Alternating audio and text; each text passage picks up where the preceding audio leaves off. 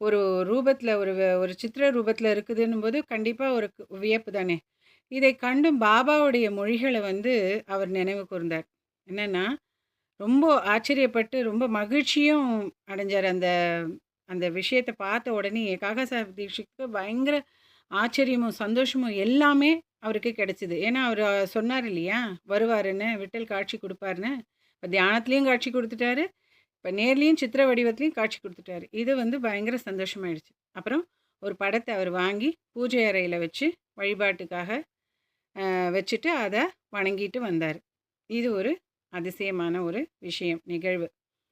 அடுத்தது நம்ம பார்க்க போறது பகவந்த் ராவ் ஷீர்சாகர் அப்படிங்கிறவருடைய கதை.